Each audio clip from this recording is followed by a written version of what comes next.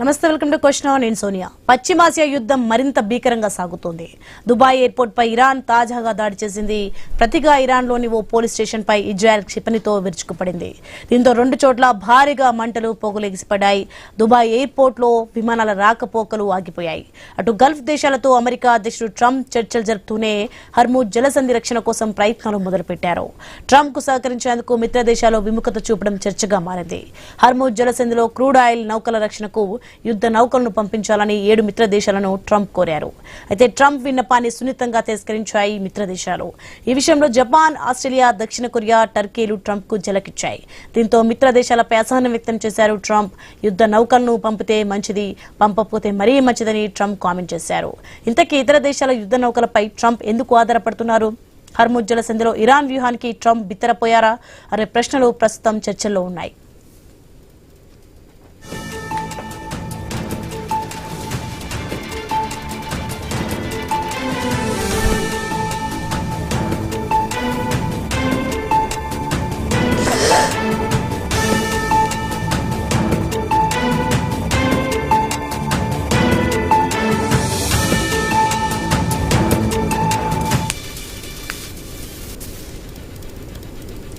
Israel ప్రధాని Netanyahu కొత్త video విడుదల చేశారు. నెతన్యాహు ఆచూకీపై సోషల్ మీడియాలో వీడియోలు వైరల్ అవుతున్నాయి. ఇంతలో జెరూసలంలోని ఒక కాఫీ షాప్ లో ఇజ్రాయెల్ ప్రధాని నెతన్యాహు ప్రత్యక్షమయ్యారు. తన చేతికి 5,000 ఉన్నాయని కెమెరాకు ప్రదర్శన కూడా ఇచ్చారు. నిన్నటి వరకు సోషల్ మీడియాలో నెతన్యాహు చేతికి 6,000 ఉన్నాయని, అది ఏఐ వీడియో అని ప్రచారం జరిగింది. దీంతో తన చేతికి 5,000 ఉన్నాయని అలా ప్రదర్శన చేశారు. మొత్తానికి 17 రోజులుగా పశ్చిమాసియాలో యుద్ధం తీవ్ర స్థాయిలోనే సాగుతోంది. వెనక్కి తగ్గేందుకు అమెరికా, ఇజ్రాయెల్, ఇరాన్ ఇష్టపడడం లేదు.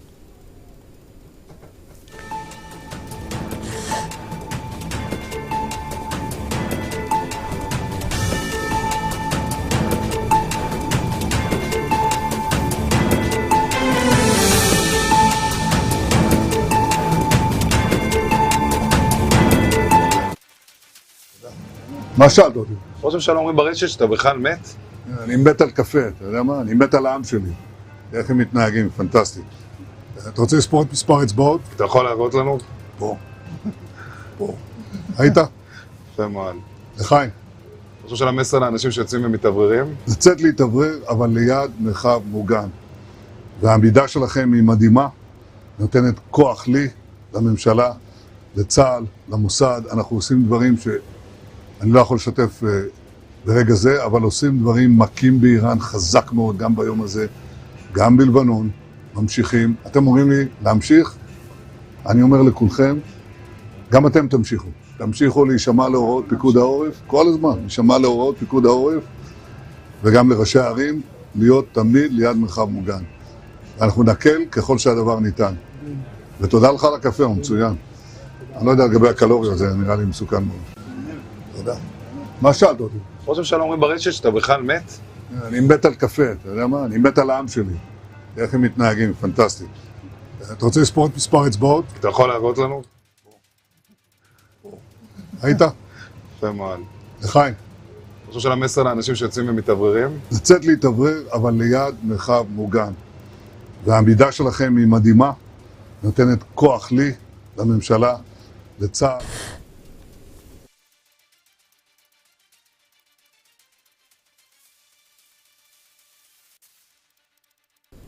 రైట్, ఇదే అంశానికి సంబంధించి మరింత సమాచారం మా కొలీగ్ ఆశా న్యూస్ నుంచి లైవ్ లో సిద్ధంగా ఉన్నారు. ఆశ, మనం చూస్తున్నాం మొత్తానికి పశ్చిమాసియా యుద్ధం అయితే రోజు రోజుకు ఉధృతంగా మారుతుంది. ట్రంప్ వ్యాఖ్యలు కూడా చూస్తున్నాం. ఏం జరుగుతుంది? రైట్, 17వ రోజు చేరుకుంది. స్టిల్ నా 1వ రోజు యుద్ధం స్టార్ట్ అయినప్పటి నుంచి ఇప్పటి వరకు కూడా డే బై డే ఏం డెవలప్మెంట్స్ జరుగుతున్నాయి, ఎక్కడ ఏ విధమైన నష్టం జరిగింది, ఇరాన్ ఇజ్రాయెల్ మీద ఏ విధంగా విరుచుకుపడుతుంది, ఇజ్రాయెల్ ఇరాన్ మీద ఏ విధంగా పడుతుంది, అమెరికా మధ్యలో ఏ విధంగా ఇన్వాల్వ్ అవుతోంది, ఏ విధంగా రెచ్చగొట్టేటువంటి వ్యాఖ్యలు చేస్తుంది, ఇవన్నీ కూడా చూస్తున్నాం. అయితే లేటెస్ట్ గా ఏం తెలిసిందంటే, ఒకటి ఇప్పటి వరకు మనం నెతన్యాహు వీడియో కూడా చూసాం. చనిపోయారు, లేరు, ఇవన్నీ కూడా కామెంట్స్ చూస్తా ఉంటే ఆయన ఒక క్లారిటీ ఇచ్చారు. అదంతా కూడా ఏఐ వీడియో. ఆ వీడియోలో చేతికి 6,000 ఉన్నాయి, అంటే 6 ఫింగర్స్ ఉన్నాయి. నాది ఇప్పుడు అంటే ఆ కాఫీ తాగుతూ కూడా ఆయన క్లియర్ గా చూపిస్తున్నారు, ఇదిగో నా ఫింగర్స్ మొత్తం 5 ఉన్నాయి. సో అది పాతది, ఏఐ వీడియో, ఇది ఒరిజినల్ వీడియో అంటూ కూడా ఆయన చెప్తున్నటువంటి విజువల్స్ మనం క్లియర్ గా స్క్రీన్ లో కూడా చూడొచ్చు. నెతన్యాహు ఏదైతే ఆ వీడియోలో చెప్తున్నటువంటి సంభాషణ కానీ ఇది కానీ. సో ఇక్కడ వరకు ఒక ఇష్యూ అయితే, ఇరాన్ ఇజ్రాయెల్ మీద దూకుడుగా వెళ్తుంది, ఇజ్రాయెల్ ఇరాన్ మీద దూకుడుగా దాడులు అయితే చేస్తోంది. ఏ దేశం కూడా వెనక్కి తగ్గే సిచ్యువేషన్ అంటే ఎట్ ప్రెసెంట్ ఇప్పటి వరకు అయితే ఇక్కడ కనిపించట్లేదు. దీనికి తోడు అమెరికా గత నుంచి ఏం చెప్పింది, అయిపోయింది, ఇరాన్ దగ్గర ఏమీ లేదు, గగనతల మొత్తం క్లోజ్ చేశాము, నావికాదళ మొత్తం క్లోజ్ చేశాము, సైన్యం మొత్తం చనిపోతున్నారు, అక్కడ ప్రజలకు మేము ఇస్తున్నటువంటి ఆప్షన్ ఏంటంటే ఎవరైతే హెడ్స్ ఉంటారో, నాయకులు ఉంటారో, కమేని, ముస్తఫా కమేని దగ్గర నుంచి 5 వరకు చెప్పారు, వారిని ఒకవేళ ఎక్కడున్నారో కరెక్ట్ ప్లేస్ చెప్తే కనుక వారికి ఎక్కువ నజరానా కూడా ఇస్తాం, మేము అమెరికాలో షెల్టర్ కూడా ఇస్తాం, ఈ విధంగా చాలా వరకు చెప్పారు. ఇప్పుడు చెప్తున్నది ఏంటి, మొత్తంగా 7 మిత్ర దేశాలను కలిసారనమాట. అంటే మన హార్మోస్ జలసంధి గురించి చూస్తున్నాం కదా, దాని వల్ల కదా ఇప్పుడు ప్రపంచ దేశాలన్నిటికీ ఎక్కడికక్కడ రవాణా ఆగిపోయినటువంటి సిచ్యువేషన్. పెట్రోల్ డీజిల్ సంబంధించి, చమురుకు సంబంధించి అనేక దేశాలు ఇబ్బంది పడుతున్నాయంటే హార్మోస్ జలసంధిని ఒక్కడిని కీ పాయింట్ గా మార్చుకుంది ఇరాన్. సో ఆ ఇరాన్ కి ఉన్నటువంటి కీ పాయింట్ ని మలచాలి, లేదంటే దాని దగ్గర నుంచి అది తీసేయాలి అంటే దాన్ని కూడా ధ్వంసం చేయాలి, లేదంటే కనుక తన ఆది నుంచి ఉంచకుండా తీసేయాలి.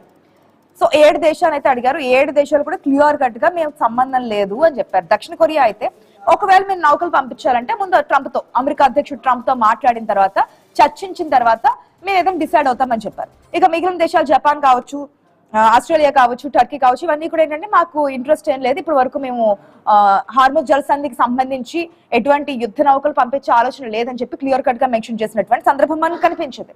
సో ట్రంప్ ఏం చెప్పారు, మీరు పంపించినా ఓకే, పంపించకపోతే మరీ మంచిది. ఓకే, ఈ స్టేట్మెంట్ ఒకసారి చూస్తే పంపించమని చెప్పింది అడిగింది మీరే, వాళ్ళు పంపించదని చెప్పారు. మళ్ళీ ఈ స్టేట్మెంట్ ఏంటి, పంపించినా మంచిదే, పంపించకపోతే మరీ మంచిది అన్నప్పుడు అడగడం ఎందుకు, కాదనిపించుకోవడం ఎందుకు?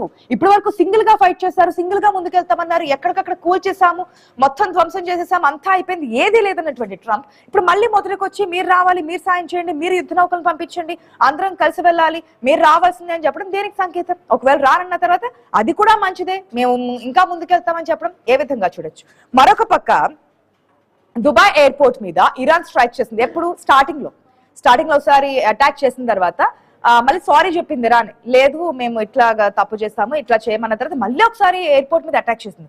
సో ఇప్పుడు మళ్ళీ దుబాయ్ ఎయిర్పోర్ట్ మీద ఇరాన్ అటాక్ చేసింది. ఇరాన్ లోని పోలీస్ స్టేషన్లపై ఇజ్రాయెల్ అటాక్ చేస్తున్నాయి. సో అటాక్స్ అయితే అక్కడ ఆగడం లేదు, దాడులు, ఎదురు దాడులు, ప్రతి దాడులు, డ్రోన్లు, మిసైళ్లు, క్షిపణులతో 2 సైడ్ నుంచి కూడా అదే స్థాయిలో వెళ్తున్నటువంటి సిచ్యువేషన్స్ కూడా మనకు కనిపిస్తోంది.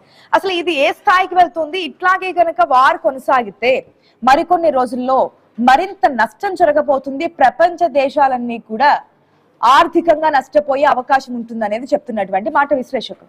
కానీ ఎక్కడ వెనక్కి తగ్గే అవకాశం ఉందా? మొన్నటి వరకు ట్రంప్ ఏం చెప్పారు, అసలు ఇరాన్ తో శాంతి చర్చలో ప్రసక్తే లేదు, ఆ ఒప్పందాల గురించి మాటే లేదు, అయిపోయింది ఇరాన్ సిచ్యువేషన్, మా కాళ్ళబేరానికి రావాల్సిందే, ఒకవేళ వచ్చినా మా డిమాండ్స్ ని, మేము ఏదైతే డిమాండ్స్ చెప్తున్నాం ఆ డిమాండ్స్ ఒప్పుకోవాల్సిందే అని చెప్పి ట్రంప్ చెప్తున్నటువంటి సిచ్యువేషన్ కూడా మనకు కనిపించింది. సో ఇటువంటి సందర్భంలో ఏ విధంగా ముందుకెళ్లబోతున్నారు ఏంటి అనేదే ప్రధానంగా ఇప్పుడు చర్చ. నెతన్యాహు కూడా బయటకు వచ్చి మాట్లాడుతున్నారు. మరోపక్క ఖమేనీ ఉన్నారా, చనిపోయారా, ఉంటే గాయాల పాలై ఆయన కనీసం పరిపాలన చేయలేనటువంటి సిచ్యువేషన్ లో ఉండుంటారని చెప్పి ట్రంప్ ఒక ఇంటర్వ్యూలో కూడా మాట్లాడినట్టు సందర్భం మనకు కనిపించింది. నెతన్యాహు అయితే క్లారిటీ ఇచ్చారు. మరి ఖమేనీ పరిస్థితి ఏంటి? Mustafa Khamenei, Ayatollah Ali Khamenei కుమారుడు, సుప్రీం లీడర్ కి ఇప్పుడు ఉన్నటువంటి కొత్త నాయకుడు ముస్తఫా ఖమేనీ సిచ్యువేషన్ ఏంటనేది ఇంకా బయటకైతే రాలేదు, కానీ ఆ పౌరులు అయితే గట్టిగా ప్రయత్నాలు చేస్తున్నారు, ఎక్కడికక్కడ ఫైట్ చేస్తున్నటువంటి సిచ్యువేషన్. ఇదే జరిగితే రాబోయే రోజులు ఏ విధంగా ఉండబోతున్నారని మాట్లాడదాం. మనతో పాటు మధుసూదన్ రావు గారు ఉన్నారు, సీనియర్ అనలిస్ట్, అదేవిధంగా ప్రభాకర్ గారు ఉన్నారు, రిటైర్డ్ ఐఏఎస్, అదేవిధంగా సీనియర్ అనలిస్ట్. నమస్తే అండి, వెల్కమ్ టు ద షో. మొదటిగా మధుసూదన్ రావు గారు నమస్తే అండి. నమస్తే అండి.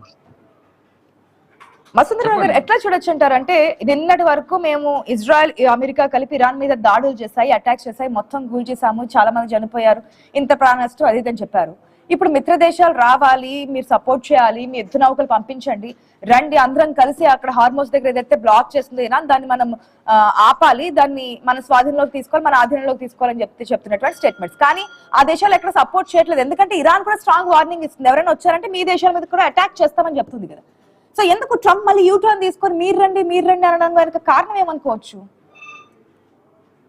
అంటే ఇక్కడ ఇరాన్ క్లియర్ గా చెప్తుంది, మాకు ప్రధానమైనటువంటి ప్రత్యర్థులు, శత్రువులు అమెరికా అండ్ ఇజ్రాయెల్, మిగిలిన దేశాల జోలికి మేము వెళ్ళము అని చెప్పి వాటికి సంబంధించినటువంటి క్రూడ్ ఆయిల్ కూడా మేము ఇవ్వడానికి సుముఖంగా ఉన్నామని చెప్పి నిన్న వాళ్ళు ఒక స్టేట్మెంట్ కూడా ఇచ్చిన, వాళ్ళ విదేశాంగ శాఖ మంత్రి వారు ఇవ్వడం అనేది జరిగింది.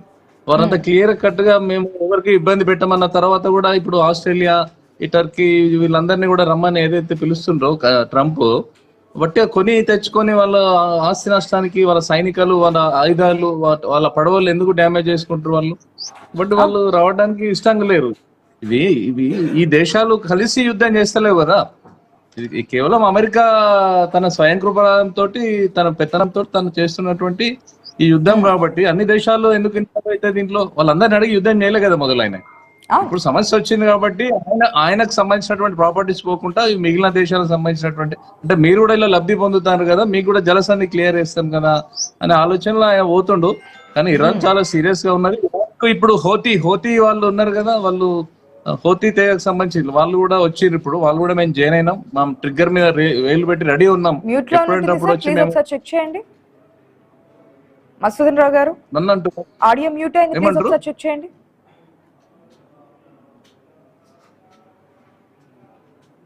లేదండి, క్లియర్ ఉంది. నా వస్తుందండి, ఓకేనండి. లేదు, ఒకసారి అయితే చెక్ చేయండి మసూదన్ రావు గారు. మళ్ళీ మీ దగ్గరికి వస్తాను. ప్రభాకర్ గారు గుడ్ ఆఫ్టర్నూన్ అండి.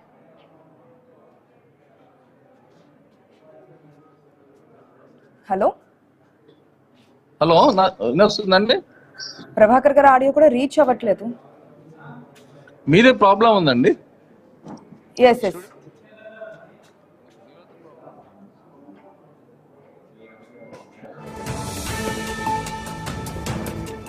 ప్రభాకర్ గారు మీ ప్రాబ్లం మీ దగ్గర ఉంది మేడం.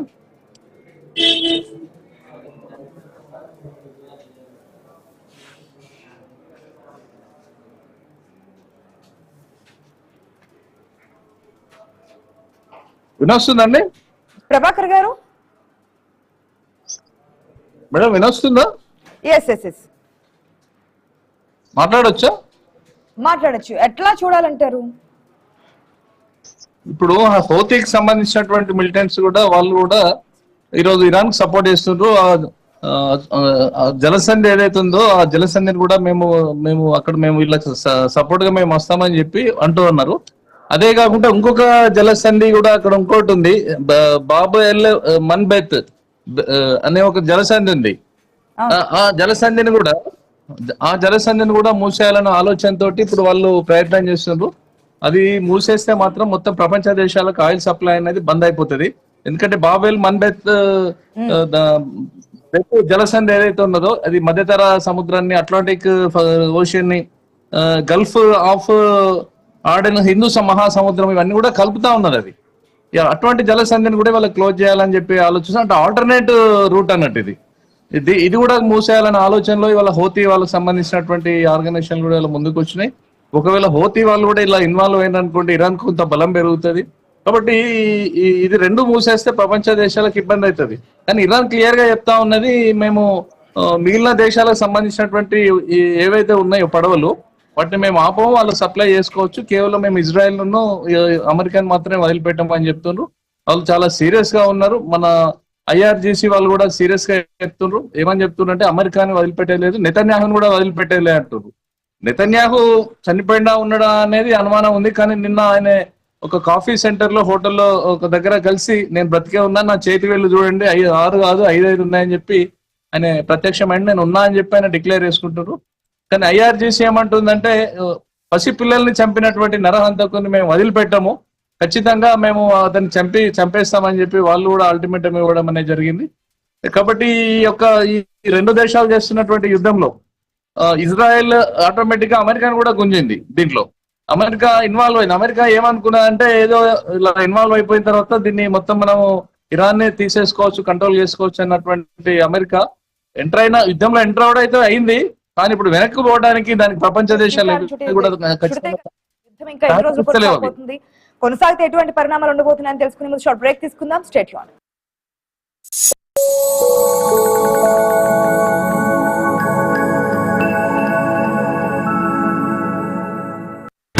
మినీ కురుక్షేత్రం మళ్లీ మొదలైన ఎన్నికల హడావిడి. కేరళలో త్రిముఖ పోటీ, సత్తా చాటేదెవరు? ఉనికి కోసం పోరాడాల్సిన దుస్థితి ఏజీపీకి అందుకే వచ్చిందా? ఎల్పీజీకి ప్రత్యామ్నాయంగా కిరోసిన్ మరో ఆప్షన్ లేదా? సమకాలీన వార్తలపై సమగ్ర విశ్లేషణ ఐ ఫోకస్ ఈ రోజు రాత్రి 9:30 మీ ఐ న్యూస్ లో. హర్మూజ్ సెగ బాబెల్ మండేబ్ గుబులుతో ప్రపంచ వాణిజ్యానికి ఉరి. పాక్కు తప్పని ముప్పేట దాడి. అమెరికా సౌదీల షాక్, వెంటే ఆఫ్ఘన్తో వార్. మంచినీటి కేంద్రాలపై బాంబుల వర్షం. గల్ఫ్ దేశాల్లో నీటి కరువు వార్నింగ్. ఇండెప్త్ రేపు ఉదయం 9:30 మీ ఐ న్యూస్ లో. ఒక్కటి తక్కువైంది, ఆ ఒక్కటి తక్కువైంది. ఖద్దర్ ఖాకీల మధ్య పెరుగుతున్న అగాధం. 2 అడుగులు ముందుకు, 4 అడుగులు వెనక్కి. యాదాద్రి ఆలయ ట్రస్ట్ ఏర్పాటు వెనుక నడుస్తున్న రాజకీయం. సభ్యత్వ కార్యక్రమంతో వదులుతున్న చేతి చమురు. జేబులు ఖాళీ అంటున్న జనసేన నేతలు. అప్పట్లో 2 పిల్లుల మధ్య పేచీ తీర్చిన ఎలుక. పటాన్చెరులో ఇప్పుడు 2 పిల్లలు కలిసిపోతే జరిగేదేంటి? లోగుట్టు ఈ రోజు సాయంత్రం 6:30 మీ ఐ న్యూస్ లో. అంతర్జాతీయ రాజకీయాలు, నాయకులు వేసే ఎత్తుగడలు.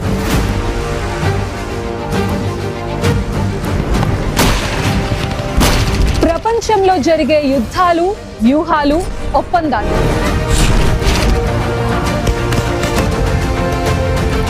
ప్రకృతి ప్రకోపం, అది సృష్టించే విలయాలు. Oh my God!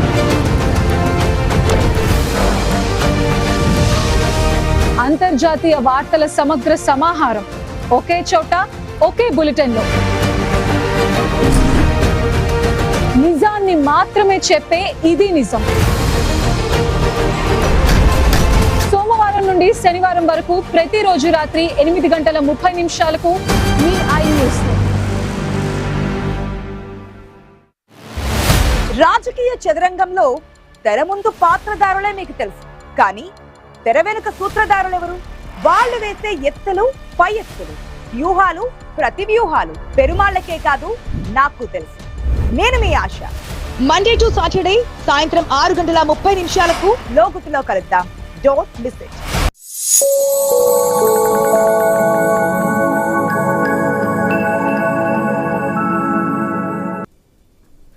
Welcome back to question hour. Yes, మనం చూస్తున్నాం 17 రోజుల పాటు కొనసాగుతోంది ఇజ్రాయెల్ అమెరికా ఇరాన్ వార్ అనేది.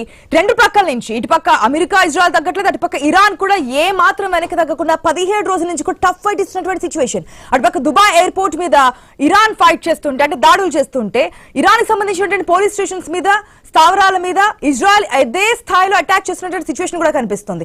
దీంతో పాటు ఏదైతే హార్మోజ్ జలసంధి ఉందో దీన్ని మూసేయడం వల్ల నష్టపోతున్నటువంటి దేశాలు 7 మిత్ర దేశాలని ఆహ్వానించారంటే, మీరు కూడా రండి, మీ నౌకలను కూడా పంపించండి, మీ సైన్యాన్ని కూడా పంపించండి అని చెప్పి.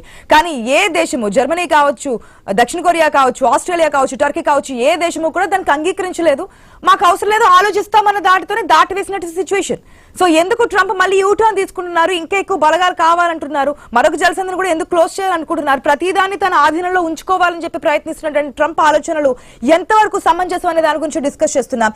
ఎస్, ప్రభాకర్ గారు నమస్తే అండి. ప్రభాకర్ రెడ్డి గారు నమస్తే అండి.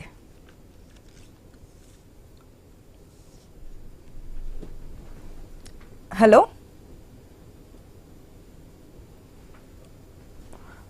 ప్రభాకర్ రెడ్డి గారు, మీ ఆడియో మ్యూట్ లో ఉన్నట్టుంది సార్, ప్లీజ్. రైట్ సార్, ఒకసారి చెక్ చేయండి సార్, ఎందుకంటే మీ ఆడియో రీచ్ అవ్వట్లేదు. ఒకసారి మ్యూట్ లో ఉందేమో చెక్ చేయండి. మసూదన్ రావు గారు, ఇంతకు ముందు మనం మాట్లాడాము ఏదైతే ట్రంప్ తీసుకున్నటువంటి నిర్ణయాలు ఏ విధంగా ఆలోచించాలి, కొత్త నిర్ణయాలు, కొత్త ఆలోచనలు. మొన్నటి వరకు చూస్తేనేమో అంతా అయిపోయింది, ఫినిష్ అయిపోయింది, మా కాలబేరం దగ్గరికి రావాలన్నారు. ఆ తర్వాత మీ నాయకులు ఎవరైతే ఉన్నారో వారు రాజుకి చెప్తే గనక మీకు భారీ నజరానా ఇస్తాము, దాంతో పాటు అమెరికాలో ఉండడానికి ఛాన్స్ ఇస్తాము, మీ యొక్క వివరాలన్నీ కూడా గోప్యంగా ఉంచుతామని చెప్పారు. ఇప్పుడేమో పక్క దేశాలని రండి, అందరం కలిసి ఒకసారి దాడి చేద్దాం, ఇరాన్ ఎందుకు కంట్రోల్లోకి రాదు అంటున్నారు. ఇంకా రాబోయే రోజులు ఎటువంటి డెసిషన్స్ తీసుకుంటారు, ఏ విధంగా ముందుకెళ్తారో కూడా తెలియని సిచ్యువేషన్. ఎందుకు అనుకోవచ్చు?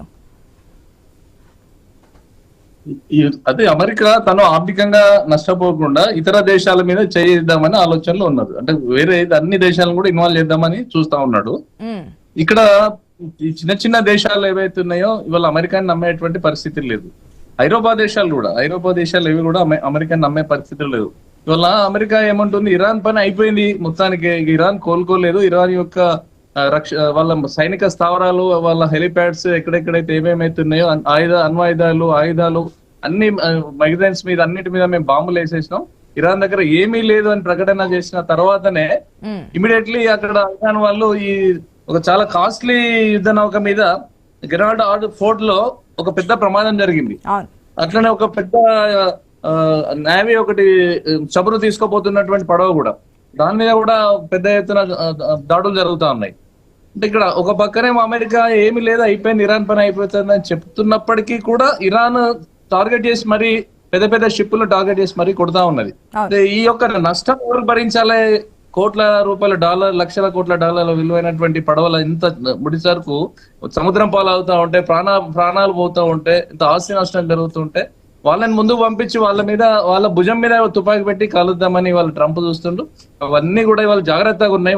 ఎందుకంటే ఇరాన్ కూడా క్లియర్ గా మేము ఎవరిని ఏమన్నా మాకు శత్రువులు వీళ్ళే అని అన్నారు కాబట్టి, కావాలని ఎవరు కూడా పోయి అగ్నిగుండంలో పోలేరు కాబట్టి వాళ్ళు ఎవరు కూడా మేము రావమని చెప్పి వాళ్ళు అన్న తర్వాత అమెరికా ఇప్పుడు గత్యంతరం లేని పరిస్థితుల్లో ఇప్పుడు దాడులు చేసేటువంటి పరిస్థితి ఉన్నది. ఇప్పుడు ఇజ్రాయెల్ కి అయితే తప్పది. మనం చూసాం అంటే యుద్ధం స్టార్ట్ చేయడం వరకు తెలుసు, ఏదో విధంగా యుద్ధంలోకి ఎంటర్ అయిపోతారు ట్రంప్, కానీ అక్కడి నుంచి వెనక్కి రావడం తెలియదు. అది ఏ దేశమైనా సరే వెళ్ళడం వరకు వెళ్తారు కానీ వెనక్కి రావడం తెలియక అనేక టర్న్స్ తీసుకుంటుంటారు, ఇటు అని చెప్పి. అది ఎటు పక్క వెళ్తారో తెలియదు, ఏ నిర్ణయం తీసుకుంటారో తెలియదు. ఇక్కడ కూడా సేమ్ సిచ్యువేషన్ కనిపిస్తుంది. ఎస్ మధుసూదన్ గారు, ఒక్క నిమిషం అండి. ప్రభాకర్ రెడ్డి గారు సార్, మీ ఆడియో రీచ్ అవ్వట్లేదు సార్, మ్యూట్ లో ఉంది, అది అన్మ్యూట్ చేయాలి. మీ ఆడియో రీచ్ అవ్వట్లేదు, మా దాకా రీచ్ అవ్వట్లేదు.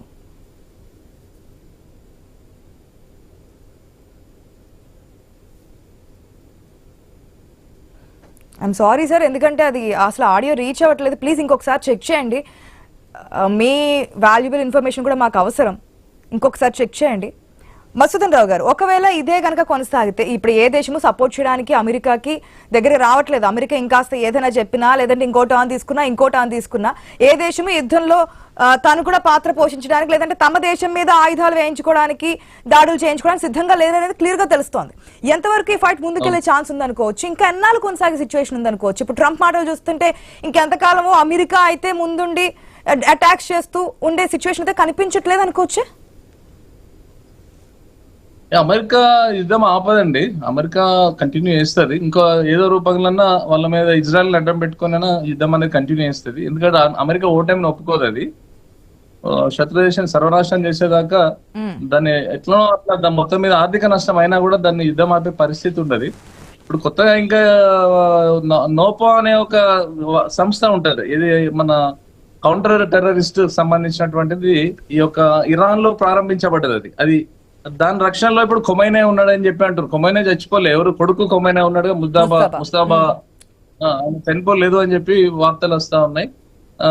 వాళ్ళు అత్యంత డేంజరస్ దళాలు అవన్నీ కూడా, సెక్యూరిటీ ఇచ్చేటువంటి వాళ్ళు కూడా ఇవాళ యుద్ధంలో ఇన్వాల్వ్ అయినరు. ఇప్పుడు అమెరికా నేను యుద్ధం నుంచి బ్యాక్ వస్తా అన్నా కూడా వచ్చే పరిస్థితి లేదు కాబట్టి గత్యంతరంగా ప్రొటెస్ట్ చేసుకోవాలి. ఇప్పుడు అమెరికా తనను తాను కాపాడుకుంటూ ఆత్మ రక్షణలో పడి ఇవాళ యుద్ధం చేసిన పరిస్థితి, ఇవాళ యుద్ధం వాతావరణం తయారైంది.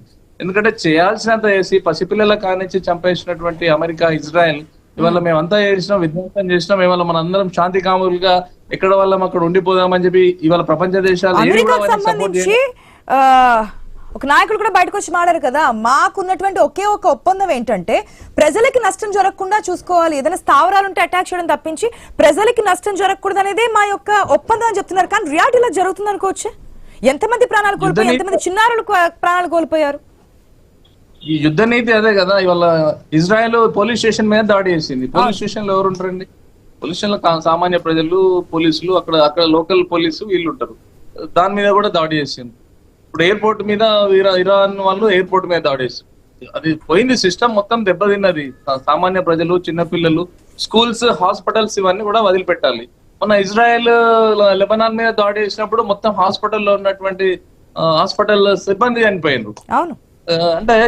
అంటే విలువలు పోయిన యుద్ధంలో ఎవరిని చంపాలి? అసలు యాక్చువల్లీ మిలిటరీ స్థావరాలను, మిలిటరీ ఉత్పత్తులు ఎక్కడైతే ఉన్నాయో, వెపన్స్ ఎక్కడ ఉన్నాయో వాళ్ళ యొక్క సెంటర్స్ మీదనే దాడులు జరగాలనేది యుద్ధ నీతి. అది కానీ ఆ యుద్ధ నీతికి వ్యతిరేకంగా ఇవాళ మొత్తం యుద్ధం నడుస్తా ఉన్నది. అంటే మనుషులను చంపుకొని టార్గెట్ చేసి మరి ఏ మనిషి ఎక్కడ ఉన్నాడు, ఎవరిని ఎక్కడ దాన్ని టార్గెట్ చేసి ఇంటెలిజెన్సీ రిపోర్ట్ తీసుకొని మరీ టార్గెట్ చేసి చంపుతుండ్రు. ఆ చంపే క్రమంలో చుట్టుపక్కల చిన్నపిల్లలు ఉన్నారా, ఎవరున్నారా ఏది చూడకుండా ఇవాళ యుద్ధము చాలా అక్రమ పద్ధతిలో నడుస్తా ఉన్నది.